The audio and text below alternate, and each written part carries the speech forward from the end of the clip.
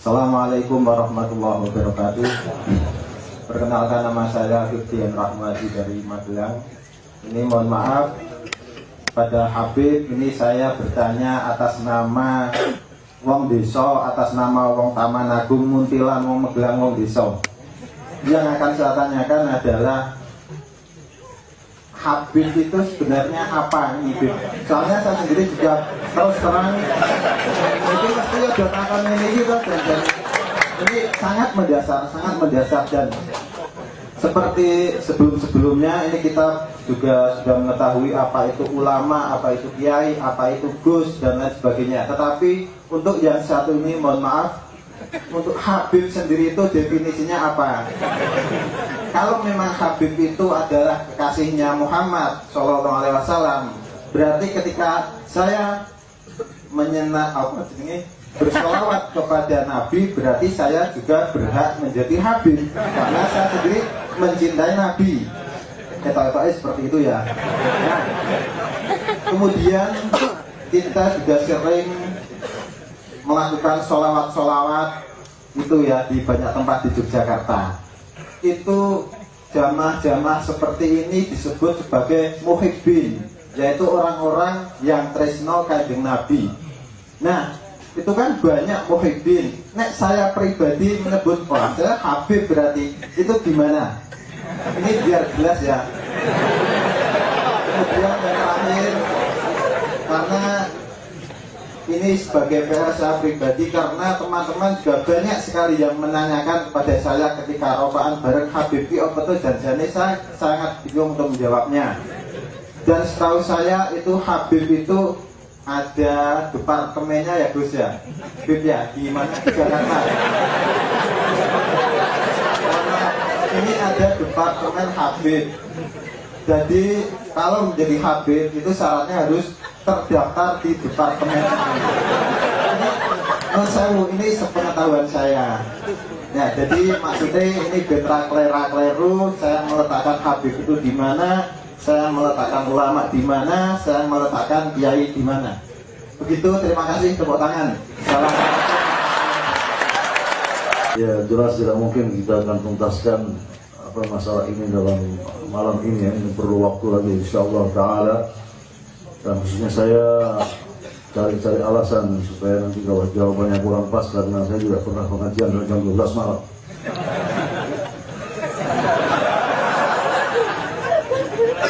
Saya ingat belum pernah saya pengajian sampai jam 12 malam. Jadi masalah sedikit saja, masalah Habib. Jadi pertama, saya tidak pernah mencantumkan nama saya dengan kalimat Habib pertama.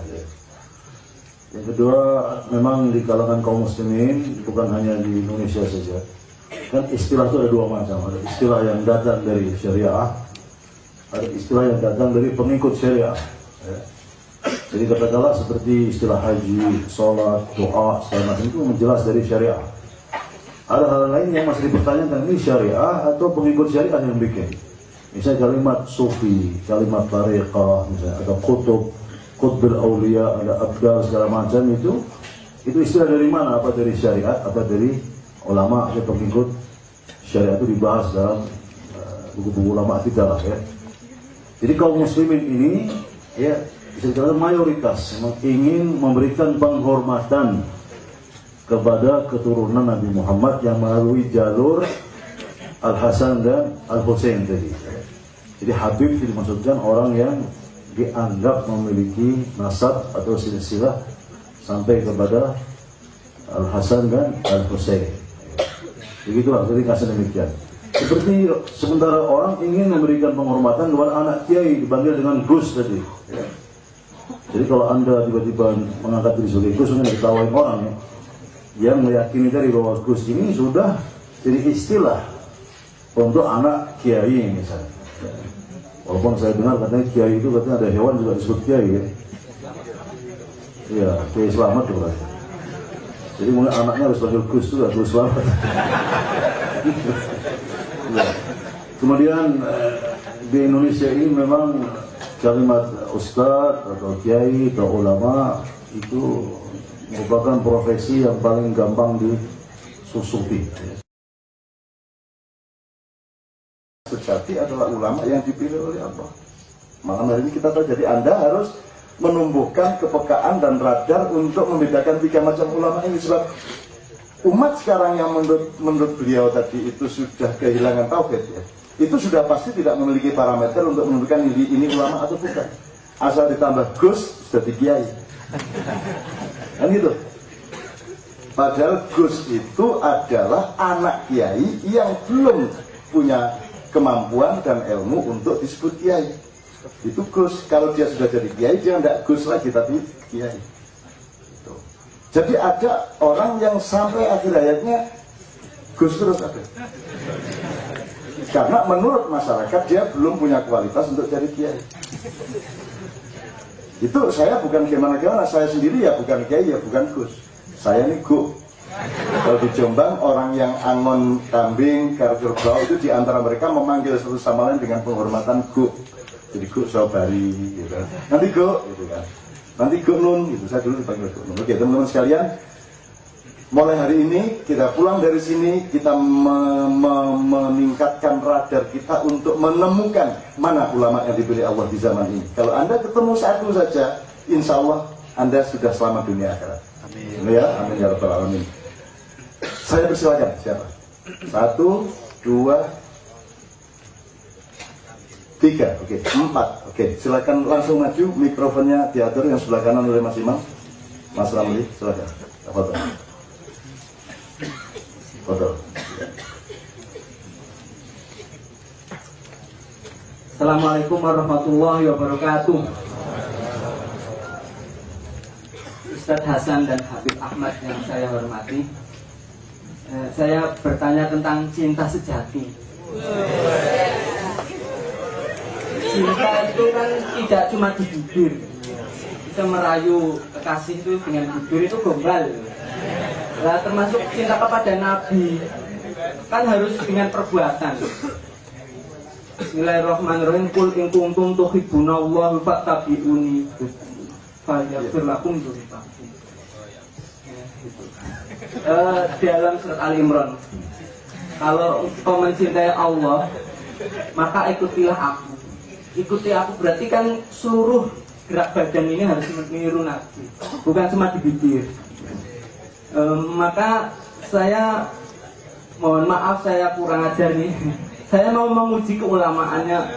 Mohon maaf sekali ya, saya kurang ajar. Bagaimana Ustadz Ahmad dan Ustadz Hasan dan Habib Ahmad mengaplikasikan keulamaannya? Biasanya ulama kan sayang pada umatnya. Saya mohon disayangi.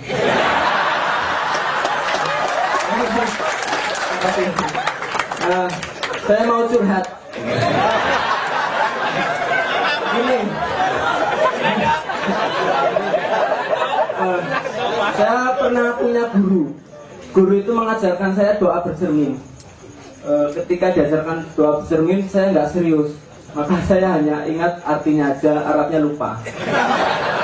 Artinya gini, alhamdulillah, segala puji bagi Allah.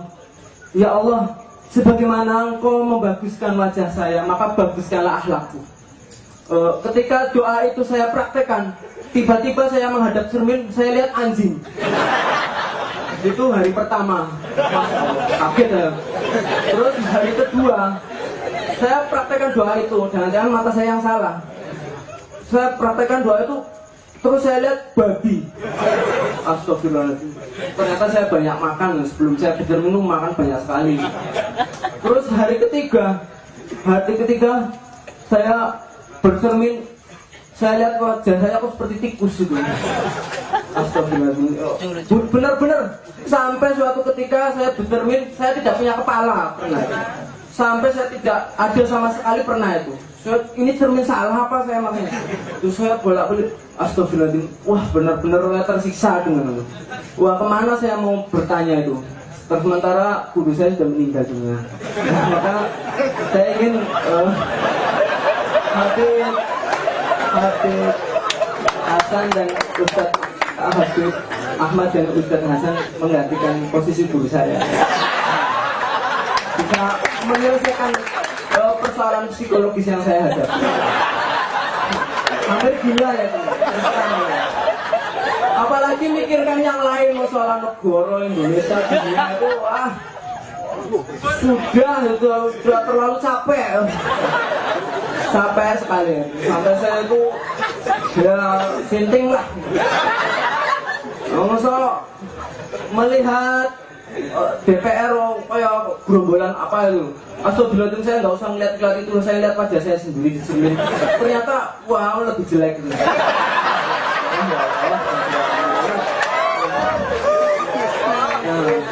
Ya betapa tersesatnya saya, Allah. Saya teringat surat Al-Qiyamah itu. La uqsimu biyamil qiyamah wa la uqsimu binafsil lawamah. Mungkin saya menderita nafsu lawamah itu. Oh, menderita sekali ya. Menyesal terus tanpa ada obatnya. Nah, saya baca-baca kalau tobat itu harus serius. Tobat itu harus berubah total, seluruh perilaku kita berubah. Sementara yang saya hadapi itu tobat cuma niat, itu tobat sambil itu.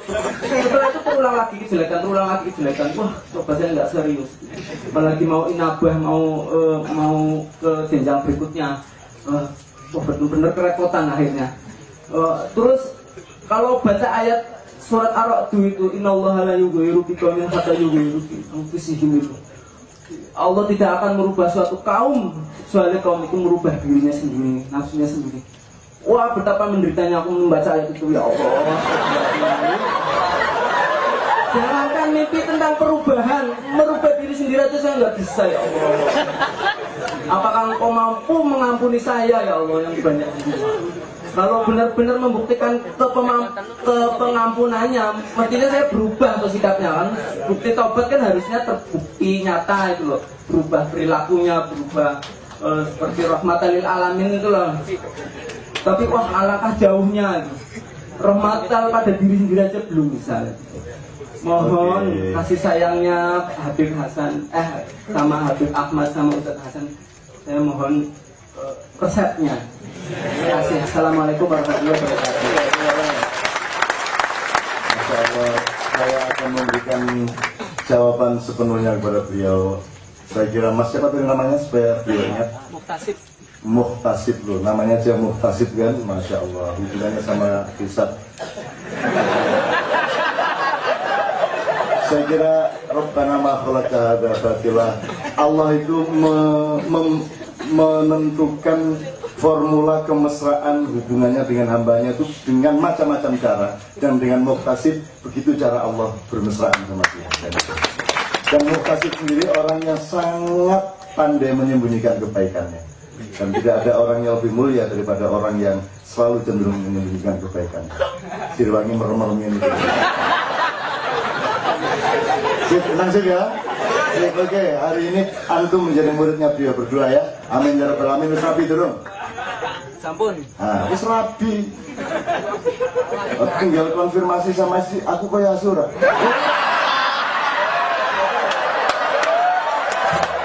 Nah sekarang tinggal kamu lebih percaya sama istrimu apa sama cermin?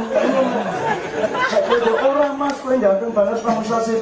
Terus orang kaya Asura. Berarti Mas lebih percaya kepada cermin daripada kepada aku. Ngono ta bojone itu.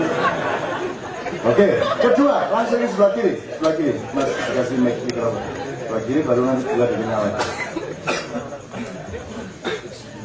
Assalamualaikum warahmatullahi wabarakatuh. Yang pertama, minta maaf kalau pertanyaannya mungkin kurang bagus ya. Yang saya tanyakan atau yang saya keluhkan beberapa hari yang lalu saya bertemu dengan sahabat saya dan ini bercerita bahwasanya dia mengatakan Khulafaur Rasyidin, salah satunya yaitu Sayyidina Utsman dan Sayyidina Ali, kalau ditinjau dari segi politiknya mereka tidak akan masuk surga, mereka akan masuk neraka. Itu kata teman saya. Terus saya diceritain kenapa kamu mengatakan demikian. Kalau setahu yang saya baca dari sejarahnya antara Sayyidina Utsman sama Sayyidina Ali, ini perebutan politik dan sehingga menimbulkan pembunuhan. Gitu. Sehingga tadi juga berlanjut pada Sayyidina Ali yang pasca perang Siffin yang terjadi arbitrase sehingga muncul ayat pemalam yahkudu mansallahu alaihumul kafirun hingga saling mengkafirkan gitu. Itu pertentangannya antara muslim dan muslim. Nah, terkait dengan permasalahan itu saya punya juga kegelisahan terkait dengan orang yang dipilih oleh Allah atau ulama tadi.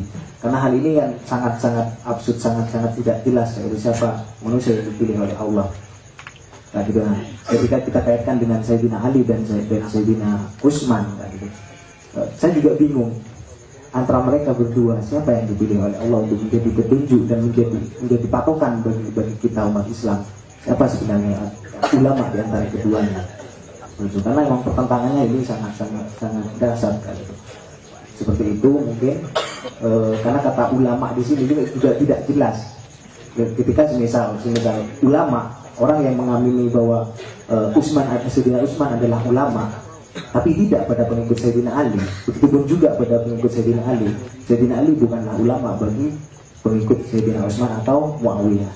Mungkin hanya ini mohon diluruskan dan minta maaf atas ketidakpahaman saya. Mohon diluruskan. Terima kasih. Wassalamualaikum warahmatullahi wabarakatuh. Terima kasih. Alhamdulillah. Tepuk tangan untuk kalian. Sangat bagus Anda menanyakan itu karena di Ma'iyah ini setiap orang membuka kemungkinan pemahaman yang baru terhadap sejarah, terutama sejarah Islam, dan jawaban malam hari ini pasti tidak boleh Anda anggap final, tapi merupakan proses menuju kebenaran yang akan Anda cari. Jadi jangan bersikap instan dan jangan bersikap linier seolah-olah kita cari barang jadi pada malam hari ini. Semua adalah bagian dari jihad atau ijtihad Anda secara pemikiran. Saya persilakan yang ketiga. Ya, oke Mas. Oke, gini sih Mas Eki. Oke, silakan. Assalamualaikum warahmatullahi wabarakatuh. Perkenalkan, nama saya Bejo. Itu kalau Jawanya, kalau karena orang tua saya suka Arab-Araban jadi Pak Izun. Ya, saya dari keluarga bersama teman-teman ini yang walaupun untuk kesini rela-rela ngutang untuk bensin dan rokok setiap bulan ya. Kegelisahannya hampir sama, tapi beda. Ini kaitannya dengan bagaimana kita memilih seorang ulama. Ya tentu karena itu pilihan Allah, kita nggak tahu seperti apa. Sedangkan untuk memilih seperti masyarakat kan nggak ada istilahnya pemilu ulama atau sertifikasi atau fit and proper test ulama. Nah, jadi itu kita harus seperti apa. Sedangkan menyambung tadi bahwa Sayyidina Ali itu kan luar biasa juga, gelarnya banyak sekali. Ada babul ilm ya kan, sahabat yang cerdas, intelek. Ada ashabunal awalun, termasuk anak-anak yang pertama kali dicemooh sholat pertama di Ka'bah, termasuk juga cucu istri dari Nabi. Nah, dia alim dan begitu disegani, alim begitu disegani, pokoknya tidak ada yang meragukan. Namun begitu juga kalau kita melihat Abdurrahman bin Muljam, beliau juga alim, hafizul Quran, hafal Al-Quran, ya, so'imun nahar, dia setiap hari puasa, setiap hari juga dia bangun malam. Abdurrahman bin Muljam itu, tapi beliau membunuh Sayyidina Ali tega-teganya. Itu hanya karena satu, karena mengatakan bahwa Sayyidina Ali itu menerima hukum yang dibuat oleh manusia, peristiwa takdir gitu kan. Nah, menurut itu kalau orang kok menerima hukum jadi dia kafir, akhirnya dibunuh. Nah, saya kira konflik-konflik yang terjadi selama ini bukannya orang-orang itu tidak alim, tapi bagaimana memahami agama itu lebih bisa komprehensif dengan metodologi. Nah, ini kita yang awam itu sulit Pak, bagaimana untuk memahami komunitas itu. Sebagian mereka ya sama-sama alimnya, sama-sama pinternya. Nah, kita itu milihnya dengan metode seperti apa, itu yang pertama. Yang kedua, ini titipan dari teman saya tadi kaitannya dengan Habib Ahmad, kenapa ada reduksi antara Sayyidina Hasan dan Husain itu, sehingga dalam tanda kutip tidak dipopuler di Indonesia atau cenderung takut Indonesia itu kepentingannya itu. Terima kasih. Assalamualaikum warahmatullahi wabarakatuh. Tepuk tangan lagi. Habib Ahmad dan Ustaz Hasan Darul. Pak Izun nomornya berapa? 23 coba, anak umur 23. Dia datang ke sini dalam usia yang masih sangat muda. Pertanyaannya tidak mengandung kepentingan golongan, tapi pertanyaan ilmu yang jernih. Nah, saya sangat berharap bahwa anak-anak muda seperti ini nanti yang pegang majelis ulama. Anak-anak muda seperti ini, potongannya ya rotok sidik-sidik kan ya majelis ulama. Jadi Anak makanya tidak pernah putus asa melihat Indonesia, karena saya ketemu anak-anak muda yang masih, aku terulikur saya kerengan loh. Terus bantingan siapa, terus ngerti macam-macam pun memuaskan dan Anda menurut Quran dengan tafsir tentu Anda pasti masuk surga karena ashabul jannati humul faizun. Ya. Itu sama dengan sobirin itu dulu selamat keceblong sumur, terus kecepit waktu tidak bisa keluar, beberapa jam kemudian baru ditolong orang, terus bisa naik. Itu kalau terlambat sedikit dia mati, tapi dia tidak mati karena apa? Karena ayatnya jelas. Innallaha ma'as sabirin. Ya jenenge ora sabirin mati gitu. Kalau tidak sini kan ya orang nyalai syariat atau itu kan doa saya untuk Pak Izin. Jadi wustahul mlebu swarga. Amin ya rabbal alamin. Liwat proses.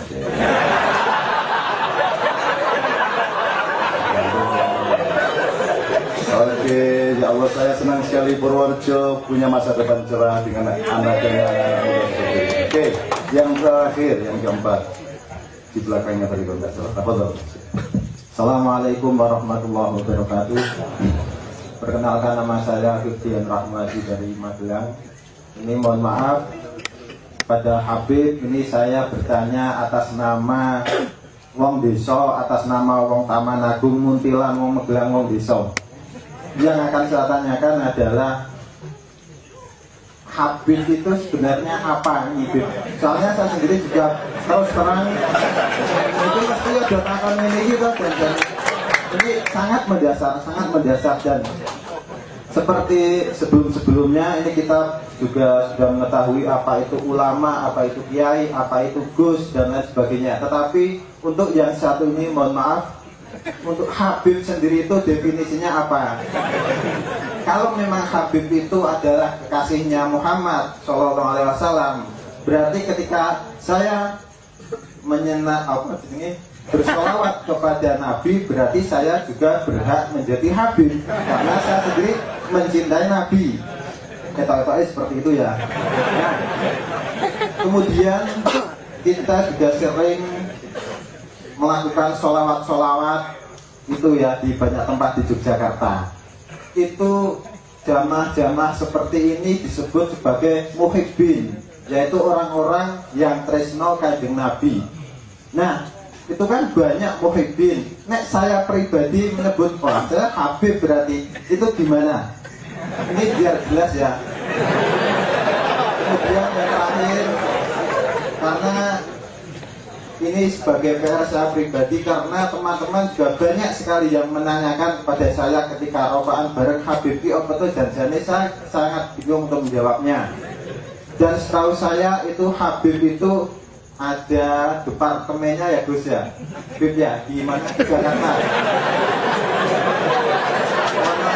Ini ada departemen Habib. Jadi kalau menjadi Habib itu syaratnya harus terdaftar di departemen ini sepengetahuan saya ya. Jadi maksudnya ini betra kleru, saya meletakkan Habib itu di mana, saya meletakkan ulama di mana, saya meletakkan kiai di mana. Begitu, terima kasih, tepuk tangan.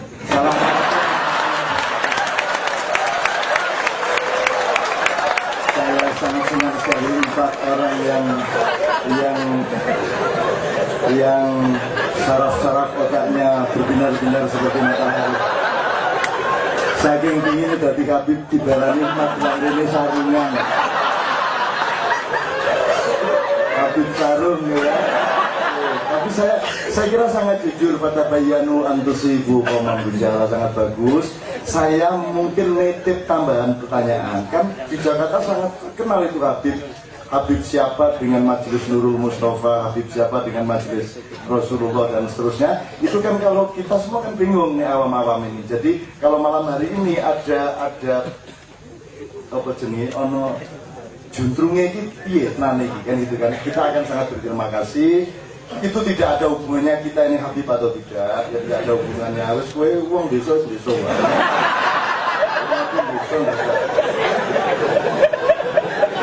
Haruman desamu ana nabi sing ra desa apa piye? Sing nabi kutha mung siji Sulaiman loro karo bapakne Nabi Daud. Nek liyane desa kabeh. Nabi Muhammad desa banget. Malah ra ono kali, ra ono gedung, ra ono mesake tenan kae. Magelang sing lumayan ana Gunung Merapi banget. Kapan-kapan jugruk ngalor lumayan.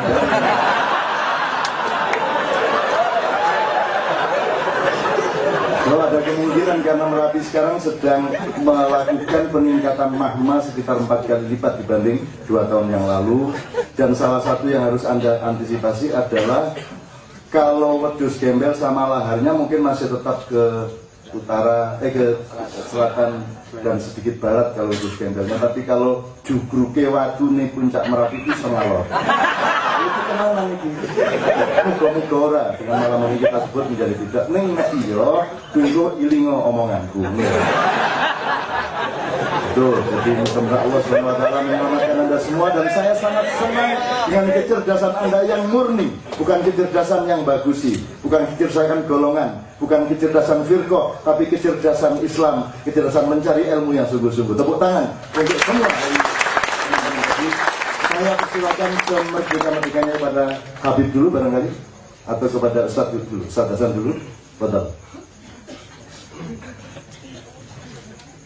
Bismillahirrahmanirrahim. Setengah diri setengah duduk. Saya karena ilmu saya jawabnya agak sedikit ya. Tentang yang terakhir dulu.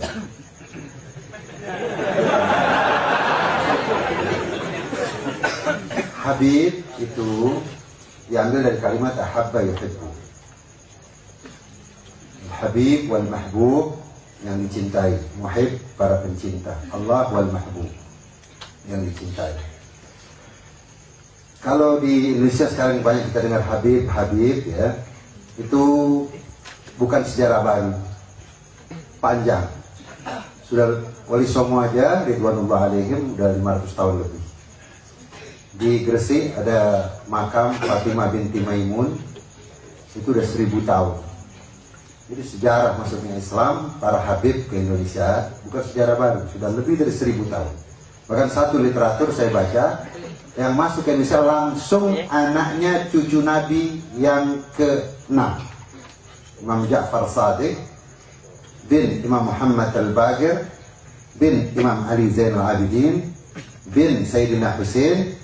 Ibundanya adalah wanita suci Siti Fatimah Az-Zahra yang merupakan putri Kanjeng Nabi besar Muhammad SAW. Jadi anak beliau banyak. Antara lain ada yang namanya Sayyid Muhammad Ad-Dibaj, turun ke Aceh. Jadi kira-kira abad kedua Hijriah. Sudah 1200 tahun. Aceh, ke Perlak, kemudian menyebar sampai turun ke Jawa, naik lagi ke Maluku, Nusa Tenggara sampai Maluku. Dulunya bukan Habib. Dulu dua, Sayyid atau Syarif. Dari mana penamaan ini? Penamaan ini langsung dari Rasul. Kalau kita baca hadis, Rasul yang mengatakan Inna bni hada Sayyid, Al-Hasan wal-Husain Sayyida syababi ahli jannah. Karena Rasul memiliki jiwa sayangnya luar biasa kepada umatnya, ya, Rasulullah memberitahu bahwa ini dua cucu saya adalah dua pimpinan pemuda surga, Al-Hasan wal-Husain Sayyida syababi ahli jannah. Artinya barang siapa bukan sekedar nanti ketemu di akhirat, oh ini loh, oh ini toh pimpinan pemuda surga Al-Hasan wal-Husain. Bukan demikian. Dari dunia harus kita ketahui bahwa dengan mengikuti Al-Hasan wal-Husain kita akan diantarkan menuju surga Allah SWT, karena keluar dari mulut suci Rasulullah. Kemudian anaknya Imam Ja'far Shadiq ada yang ke Indonesia, ada yang pergi ke Yaman, Arabia bagian selatan. Dari situ banyak juga yang ke Indonesia. Nah, yang mampir ke Yaman kemudian datang ke Indonesia, itulah yang kemudian dari Sayyid berubah menjadi Habib. Gelar Habib di kalangan zuriyah Nabi tidak ditempelkan kecuali biasanya bukan itu. Orang harus sudah berilmu tinggi, berakhlak tinggi, dan bermanfaat buat masyarakat, baru dia dipanggil Habib. Habib. Tapi sekarang rupanya terjadi inflasi, ya. Cuma Habib ini belum punya ilmu, Habib. Ya toh, pakai sorban dikit, Habib. Ini itu Habib. Sehingga akhirnya merusak ini kors. Ya. Iya. Mestinya mereka tahu diri ya, agar supaya anak cucu Nabi ini banyak di Indonesia. Sudah memasyarakat. Ada yang sudah wajah Timur Tengahnya hilang. Betul. Barangkali di antara antum-antum juga semuanya, walaupun kita semua ada hadis Nabi kan waktu di haji wada, la fadla li arabiyyin ala ajami illa bittaqwa, kullukum min adam wa adam min turab, inna akramakum indallahi atqakum. Ya, kalian dari Adam dan Adam dari tanah, tidak ada kelebihan orang Arab atas lain Arab, tidak ada kelebihan orang putih atas lainnya. Kelebihan kalian, keutamaan kalian hanya dasarkan kepada takwa kepada Allah Subhanahu wa taala. Jadi begitu, capek diri sekarang. Jadi soal itu. Jadi Habib banyak sekali di Indonesia ya, dan mereka adalah anak cucu Rasulullah. Keturunan Rasulullah baik dari Sayyidina Hasan sedikit, tapi yang kebanyakan dari Sayyidina Husain. Sayyidina Hasan kebanyakan ke Afrika bagian utara, Maroko, Tunis, Aljazair, Libya, Mesir, Sudan, itu banyak sekali keturunan Sayyidina Hasan. Yang kemudian dari Sayyidina Husain banyak turun ke Indonesia. Banyak sekali. Kalau cerita ini seperti Cak Nun bilang tadi, ini bukan instan, panjang sekali, memerlukan berhari-hari, berminggu-minggu, berbulan-bulan kita bisa diskusikan. Nah, jadi seperti itu. Mereka adalah zuriyah Rasulullah. Dari yang sekarang ini sampai ke Kanjeng Nabi kira-kira 40 atau 39, 40, 41. Benar. Dan boleh jadi Cak Nun kita ini adalah banyak yang meyakini juga merupakan salah satu dari keturunan Wali Songo yang juga bersambung ke Kanjeng Nabi. Amin.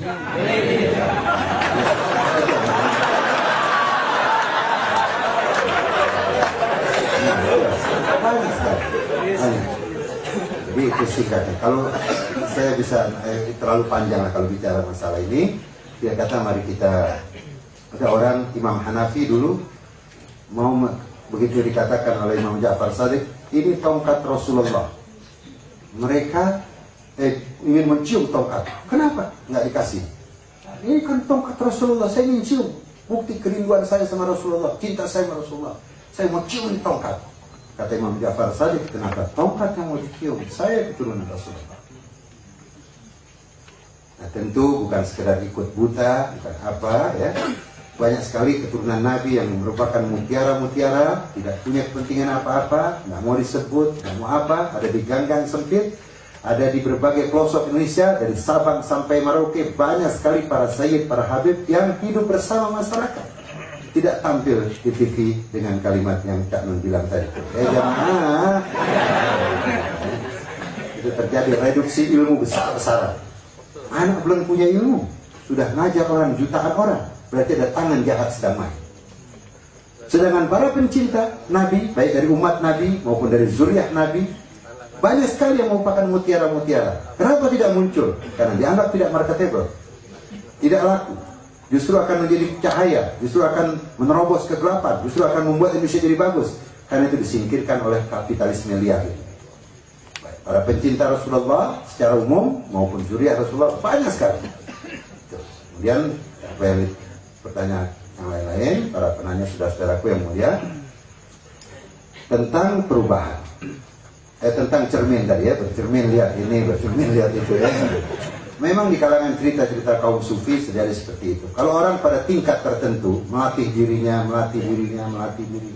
sedemikian rupa tentang tazkiyatun nafas, riyadhah, ruhaniyah, bukan tidak bisa. Tidak usah nunggu di akhirat. Dia bisa melihat bahwa orang ini bentuknya orang, tapi dia punya karakter buruk sekali. Dia bisa lihat itu hewan. Betul-betul. Allah berkata dalam Al-Quran, وَلَقَدْ ذَرَأْنَا لِجَهَنَّمَ كَثِيرًا مِنَ الْجِنِّ وَالْإِنسِ لَهُمْ قُلُوبٌ لَا يَفْقَهُونَ بِهَا وَلَهُمْ أَعْيُنٌ لَا يُبْصِرُونَ بِهَا وَلَهُمْ آذَانٌ لَا يَسْمَعُونَ بِهَا.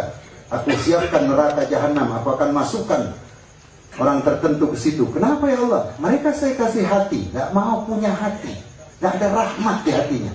Saya kasih mata, nggak mau melihat keagungan saya, memandang orang dengan penuh kasih sayang. Saya kasih telinga, nggak mau mendengar ayat-ayat saya. Mereka seperti binatang, vonis dari Allah, bukan dari manusia. Ulaika kal an'am. Mereka bagaikan hewan, bal hum adall. Bahkan mereka lebih sesat daripada binatang. Jasnya bagus, sepatunya bagus, celananya bagus, minyak wanginya paling mahal, tapi perilakunya hewan. Indonesia diisi oleh banyak sekali pejabat-pejabat jenis itu. Badan wangi, perilaku bau busuk. Ya. Jadi itu bisa dilihat memang itu. Tentu itu maksudnya beliau tadi bukan beliau lihat para penyana kita tadi, ya. Muhtasib, saudaraku al-akh Muhtasib itu nyindir kita itu. Atur. Terakhir tentang beliau juga tadi nyebut berapa kali berubah, berubah Indonesia, berubah diriku sendiri, berubah dunia, diriku sendiri susah. Allah memang memiliki hamba-hamba punya tingkatan-tingkatan. Dalam akhir surat Muhammad, Allah mengatakan, nanti pulang bawa Al-Quran masing-masing buka. Di akhir surat Muhammad Allah mengatakan, wa in tatawallaw yastabdil qauman ghairakum thumma la yakunu amsalakum. Jika kalian berpaling dari saya, kata Allah, saya sudah kasih nabi, saya sudah kasih kitab suci, saya sudah kasih akal budi, saya sudah kasih hati nurani, masih juga gelap-gelap juga. Saya kasih harta, nggak mau nyumbang di jalan saya kasih kesehatan, nggak mau berjuang di jalan saya berikan akal sehat, nggak mau juga berjuang memberikan kebaikan kepada masyarakat luas. Maka Allah yang katakan, jika kalian berpaling untuk semua itu, aku tidak pakai kalian dan kalian semua saya tidak gunakan lagi, dan saya akan ganti kaum yang baru. Allah yang berfirman. Yang belajar bahasa Arab tahu, ada fi'lus syarat, ada adatus syarat, ada fi'lus syarat, ada jawabus syarat. Wa in tatawallaw, wa in titik-titik, maka titik-titik. Wa in tatawallaw yastabdil qauman ghairakum. Jika kalian tidak serius, kata Allah SWT, berpaling dari saya, berpaling dari nabi saya, berpaling dari kitab suci saya, berpaling dari orang-orang saya di muka bumi. Allah punya orang-orang di muka bumi. Mau berpaling, maka saya akan sesatkan kalian semua. Dan kalian saya tidak pakai. Jadi kemarin bulan Desember banyak orang pedagang jatuhkan harga barangnya karena nggak laku-laku, potong diskon 50%, 70%, masih nggak laku juga, masuk gudang. Laku syukur, nggak laku udah. Orang juga begitu. Sudah dikasih kanjeng Nabi, kasih kitab suci, kasih matahari pagi, mau berjemur untuk kesehatan. Matahari yang satu dalam bentuk ajaran, kanjeng Nabi dan kitab suci. Dan orang yang disucikan oleh kitab suci, oleh Allah yang maha suci, dia tidak mau berjemur di bawahnya. Dia tidak mau mencari kesehatan di bawahnya. Tidak dipakai malu. Jadi sebagaimana barang bisa masuk gudang, manusia juga bisa masuk gudang. Jadi perubahan dijanjikan Allah. Itu akhir surat Muhammad. Pasti. Dan mudah-mudahan di negeri kita Allah sediakan para perubahan. Amin. Ya Rabbal Alamin. Terakhir, bahwa ini resep Allah, 124.000 telah hadir, kitab suci beberapa sudah hadir, orang suci banyak yang mati dibunuh, orang suci banyak yang mati di penjara, orang suci banyak yang terusir, kitab suci banyak yang dirubah-rubah. Allah tidak akan mengecewakan mereka. Allah tidak akan mengecewakan mereka. Resep suci ini pasti menang. Perjalanan dari wafatnya kanjeng Nabi sampai dimakamkan oleh Sayyidina Ali, kanjeng Nabi terakhir di Madinah, jasad suci kanjeng Nabi telah dimakamkan di tanah suci Madinah. Tetapi cita-cita suci kanjeng Nabi tidak ikut terkubur bersama di kuburnya jasad suci kanjeng Nabi. Insya Allah kita malam ini bersama Cak Nun yang menghidupkan cita-cita Rasulullah. Amin. Nah, jadi Allah mengatakan dalam surah An-Nur ayat 55, wa'adallahu alladhina amanu minkum wa'adallahu alladhina amanu minkum wa 'amilus shalihati la yastakhlifannahum fil ardi. Yang belajar bahasa Arab tahu, ada lam taukid, ada nun taukid. La yastakhlifannahum fil ardi. Saya Allah pasti akan memberikan kepemimpinan kepada kalian di muka bumi. Waktu ayat ini ditanyakan sama Rasulullah, ya Rasulullah, ini kapan realisasi ayat ini? An-Nur ayat 55. Kemudian kanjeng Nabi mengatakan, ini ayat ini bahwa orang Islam akan diberikan kepemimpinan di seluruh dunia. Resep ilahi, resep langit, resep kanjeng Nabi ini ditegakkan, kata kanjeng Nabi. Ditanya sama sahabat beliau mengatakan, ini realisasinya di zaman cucu saya, namanya seperti nama saya, Muhammad, dan julukannya Al-Mahdi. Suka dibilang Al-Mahdi. Itulah yang akan memimpin orang saleh di seluruh dunia. Majelis seperti ini banyak. Saya pergi ke Mesir, banyak sekali majelis seperti ini. Di Iran, banyak sekali majelis seperti ini. Dalam rangka apa? Mempersiapkan diri sebaik-baiknya untuk datangnya orang suci. Zamannya bukan lagi seperti Nabi Nuh. Orang suci hampir 1000 tahun, dilempar batu, disingkirkan. Zamannya bukan lagi seperti zaman Nabi Musa, orang suci melihat mukjizatnya kemudian dikucilkan. Zamannya bukan lagi seperti zaman Nabi Isa, alih-alih dirangkul malah mereka kompromi untuk membunuhnya. Akan lagi sebentar lagi, tidak lama lagi insya Allah akan datang cucunda Nabi Imam Mahdi dan akan memimpin orang saleh seluruh dunia, dan mudah-mudahan kita terpilih oleh Allah untuk mengikuti beliau. Amin. Saya rasa ini yang bisa saya sampaikan. Minta maaf. Wassalamualaikum warahmatullahi wabarakatuh. Saat ini semua yang antum kemukakan itu direkam, dicatat, dan mereka punya forum-forum sendiri di tempat masing-masing untuk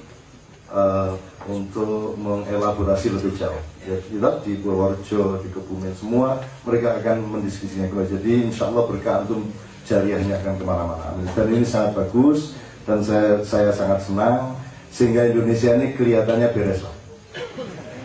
Dengan janji Allah di akhir surat Muhammad, itu saya kira beres, artinya sudah sangat memenuhi syarat untuk ya stabil tadi.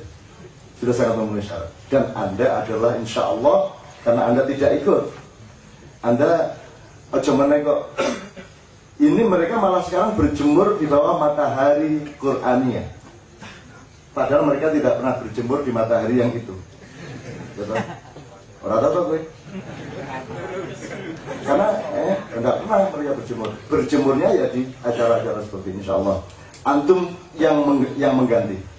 Yang sekarang yang kata Ustaz tadi, dikasih pikiran tidak mau berpikir, dikasih telinga tidak mau mendengarkan, dikasih kaki tidak berjalan di jalan, dan seterusnya akan diganti oleh coba jenenge Muhtasib, oleh Faizun, oleh yang lain-lain. Apalagi ada Muhtasib itu dia menyindir, betul, menyindir. Enggak, saya tidak percaya dia melihat, saya tidak percaya dia melihat anjing di depan di balik cermin, tidak percaya. Wedus nih, gak salah.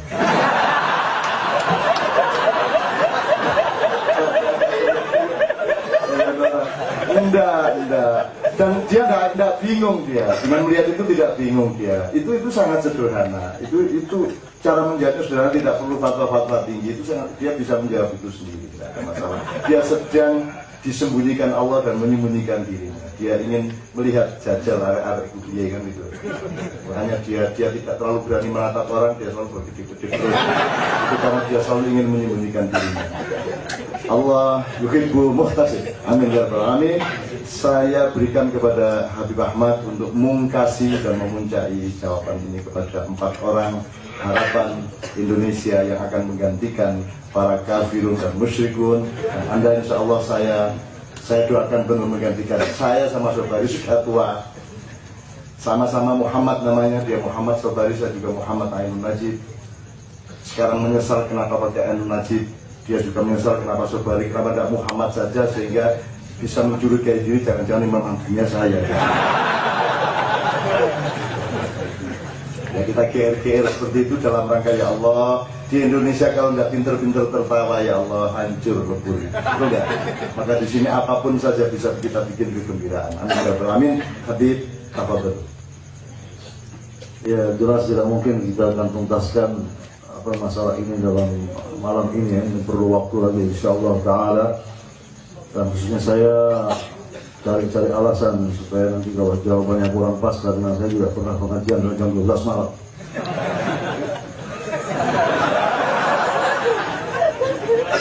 Saya ingat kan belum pernah saya pengajian sampai jam 12 malam. Jadi masalah sedikit saja, masalah Habib. Jadi pertama saya tidak pernah mencantumkan nama saya dengan kalimat Habib pertama. Yang kedua, memang di kalangan kaum muslimin, bukan hanya di Indonesia saja, kan istilah itu ada 2 macam. Ada istilah yang datang dari syariah, ada istilah yang datang dari pengikut syariah ya. Jadi katakanlah seperti istilah haji, sholat, doa, segala macam itu menjelas dari syariah. Ada hal lain yang masih dipertanyakan, ini syariah atau pengikut syariah yang bikin. Misalnya kalimat sufi, kalimat tariqah, misalnya ada qutbul aulia, ada abdal, segala macam itu istilah dari mana? Apa dari syariat, apa dari ulama atau pengikut syariat? Itu dibahas dalam buku-buku ulama tidak ya. Jadi kaum muslimin ini ya bisa dikatakan mayoritas memang ingin memberikan penghormatan kepada keturunan Nabi Muhammad yang melalui jalur Al-Hasan dan Al-Husain tadi. Jadi Habib dimaksudkan orang yang dianggap memiliki nasab atau silsilah sampai kepada Al-Hasan dan Al-Husain. Begitulah, jadi kasih demikian. Seperti sementara orang ingin memberikan penghormatan kepada anak kiai dipanggil dengan Gus tadi. Jadi kalau Anda tiba-tiba mengangkat diri sebagai Gus, mungkin diketawain orang ya, yang meyakini tadi bahwa Gus ini sudah jadi istilah untuk anak kiai misalnya. Walaupun saya dengar katanya kiai itu katanya ada hewan juga disebut kiai ya. Iya, Kiai Selamat itu berarti. Jadi mungkin anaknya harus panggil Gus juga, Gus Selamat. Ya. Kemudian di Indonesia ini memang kalimat ustadz atau kiai atau ulama itu merupakan profesi yang paling gampang disusupi, paling mudah. Profesi lain itu sulit sekali disusupi, bahkan beresiko. Kalau yakinlah kalau menyusup jadi ulama tidak akan ada resikonya apa-apa sekarang. Misal Anda mengaku sebagai dokter, ketahuan pasti ditahan. Ya. Apalagi misalnya jadi polisi, ya. Anda bukan polisi, ngaku polisi, tahan, tangkap. Membayangkan misalnya kalau kita naik pesawat, ternyata pilotnya gadungan, kita berani nggak naik pesawat itu? Tapi ada ulama gadungan, kita tenang-tenang saja, ya. Ya, jadi memang di Indonesia begitulah. Dikatakanlah bekas penyanyi dangdut, tiba-tiba jadi dipanggil Ustadz atau Kiai Haji. Oke lah, bukan berarti tidak boleh. Tapi kita mempertanyakan belajar di mana, kapan belajarnya. Ini dia memposisikan dirinya sebagai ulama. Ya, ini yang berat. Kemudian ulama itu sebetulnya memang bertingkat-tingkat tentunya. Tapi juga saya ingin bahas masalah cinta. Jadi, ya kan ditanyakan masalah cinta oleh saudara kita, Muhtasib, ya. Cinta itu bertingkat-tingkat kepada siapa? Apakah kita cinta kepada istri sama dengan cinta kita kepada guru kita, cinta kita kepada Rasulullah? Tentu berbeda. Ya. Orang cinta kepada Allah tentu dengan taat sepenuhnya kepada Allah Subhanahu wa taala. Berharap, bergantung sepenuhnya kepada Allah, dan seterusnya. Saya pikir Anda semua sudah memahami hal ini. Innal muhibba liman yuhibbu muti'un. Ya, ukurannya taat, ya, kepada yang kita cinta itu kalau kepada Allah, kepada Rasul, dan kepada ulil amr. Kemudian tentu saya tidak akan berkepanjangan, ya. Tadi disinggung-singgung soal khilafah Rasyidin antara Utsman dan Ali, ya. Di sini tadi Cak Non memberikan kesempatan kita bicara sebebas-bebasnya, namun tentu ini bukan kesimpulan akhir.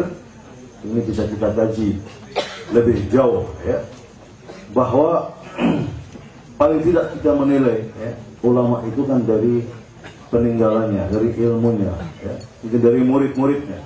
Saya pernah dialog dengan 3 orang membanding-bandingkan antara Ali bin Abi Thalib dengan khalifah-khalifah yang lain. Saya bertanya, ya, ilmu apa yang Anda dapatkan dari mereka? Ya. Kemudian siapakah di kalangan sahabat Nabi yang kemudian mengaku sebagai murid mereka? Ya. Katakanlah para khulafah itu pernah ngajar di mana? Ya. Khutbah-khutbahnya seperti apa? Ya. Kata-kata hikmahnya bagaimana? Ada tidak? Kalau Ali bin Abi Thalib itu jelas. Sampai sekarang kitab Nahjul Balaghah itu sudah 40 lebih ulama besar yang mensyara'i dan belum habis-habis. Pernah misalnya Imam Ali bin Abi Thalib bertanya, huruf apakah yang paling banyak dipakai dalam bahasa Arab? Dijawab huruf alif. Beliau bicara panjang lebar tidak menggunakan huruf alif. Yang pernah beliau khutbah nikah tidak menggunakan huruf yang ada titiknya. Jadi huruf ba, ta, jim dan seterusnya nggak dipakai oleh beliau. Kalau nggak percaya nanti ketemu saya, tapi jangan jam 12 malam, ya. Jam 9 pagi saja. Itu ada bukti-buktinya. Dan sahabat-sahabat besar seperti Salman Al-Farisi, Jabir bin Abdullah, Abdullah bin Mas'ud, Abdullah bin Abbas, itu bangga disebut sebagai murid Ali bin Abi Thalib. Saya punya kitab kecil tulisan Said Ahmad Zaini Dahlan. Itu mufti di Hijaz sebelum datangnya kerajaan Saudi. Jadi saya sempat bincang-bincang Saudi itu kapan datangnya itu, kerajaan dinasti Saudi itu. Mungkin kita bahas kesempatan lain saja. Said Ahmad Zainal guru besar dari banyak ulama di Indonesia. Silakan naik, termasuk Kiai Haji Hashim Asy'ari, Kiai Haji Ahmad Dahlan, dan beberapa habib besar di Indonesia yang sudah meninggal. Itu berguru kepada beliau. Beliau punya buku kecil namanya Asnal Matalib fi Iman Abi Talib. Jadi bayangkan beliau membuktikan bahwa Abu Talib itu mukmin, padahal banyak buku hadis disebut dia musyrik kafir, tidak masuk Islam. Jadi beliau berani membuktikan, beliau berani berbeda pendapat. Yang menarik di situ ada ucapan ini Abdullah bin Abbas. Ketika ditanya bagaimana sih ilmu dibanding ilmu Ali bin Abi Thalib, karena Abdullah bin Abbas terkenal sebagai habrul ummah. Ini silakan tanya, ulama-ulama dulu yang ada. Ilmunya lautan.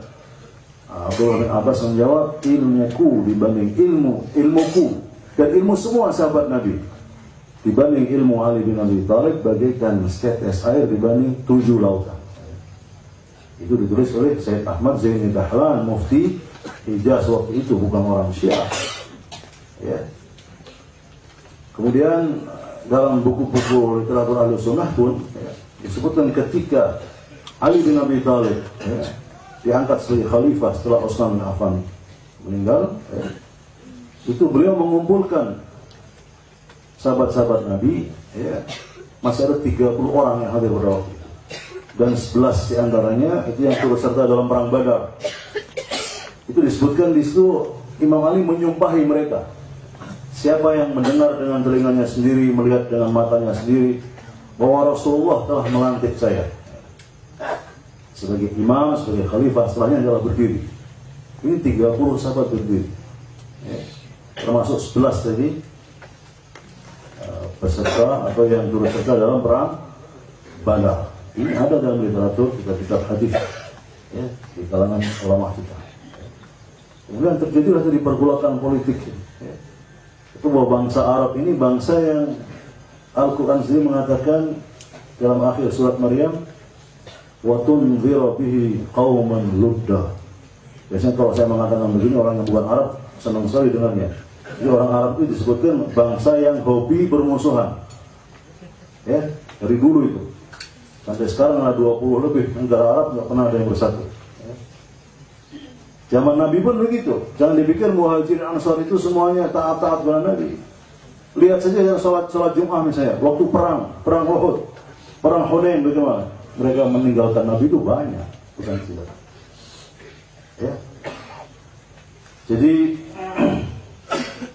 ini bicara tentu akan panjang sekali. Jadi memang sebetulnya yang namanya imam itu sudah ditentukan oleh Allah dan Rasulnya.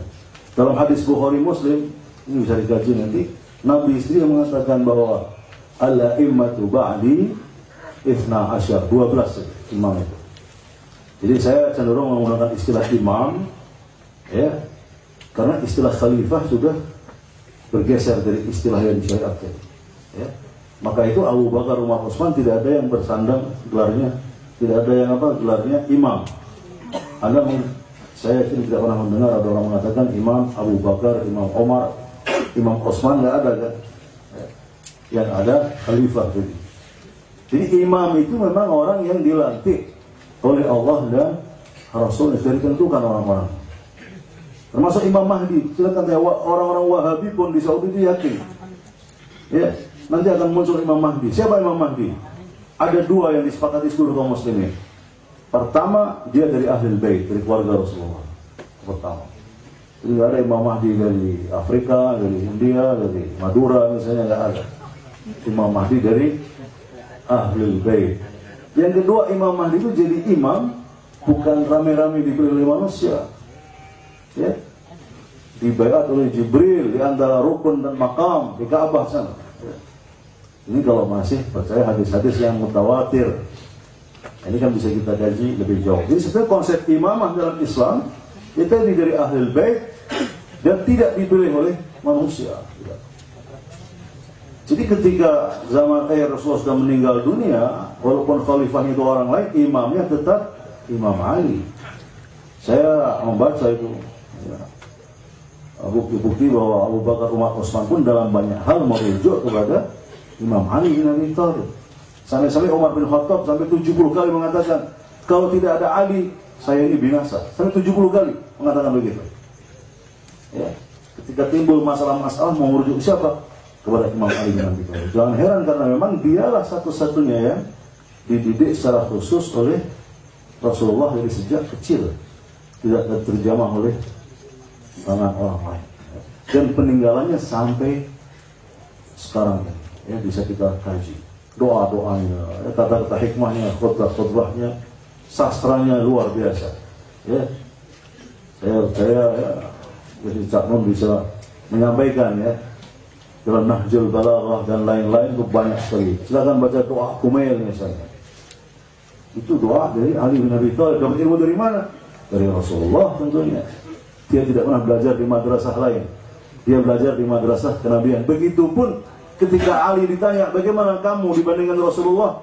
Dia jawab, saya ini termasuk hamba sahaya Rasulullah. Itu beliau mengatakan begitu. Dan saya tukang bikin betul sandalnya Rasulullah. Ana khasifu na'lir Rasul. Wa ana abdun min abidi Muhammad. Saya ini tukang bikin betul sandalnya Nabi. Dan saya termasuk hamba di antara hamba-hamba sahaya Muhammad. Itu ucapan dari Ali bin Abi Thalib. Atau ada lagi nggak tadi yang belum saya jawab?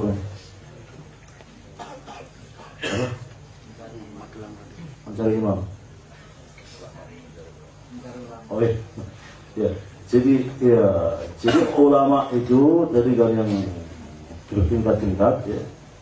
Termasuk Nabi itu ulama bukan? Jelas ulama. Ya. Imam itu ulama. Ya. Kemudian berikutnya adalah wakil-wakil imam. Ya. Mereka lah ulama. Dan ada ucapan di Imam Husain yang mengatakan al-ulama'u hukamun al-nas. Ya. Jadi ulama itu sebetulnya hakikatnya adalah penguasa terhadap manusia. Jadi ada umara, ada ulama, itu perlu kita pertanyakan kapan hadis ini muncul. Seharusnya umara itu harus ulama, harusnya satu, tidak terpisahkan.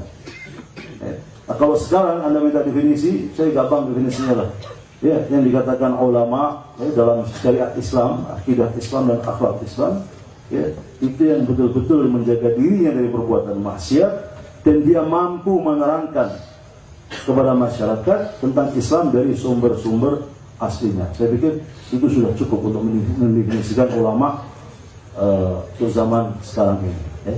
Dan ulama ini merupakan pewaris Nabi. Mewarisi apanya? Mewarisi ilmunya, mewarisi akhlaknya, ya, dan lain sebagainya. Saya mohon maaf yang sebesar-besarnya. Insya Allah kesempatan lain kita bisa diskusi lagi. Insya Allah. Tepuk tangan semuanya.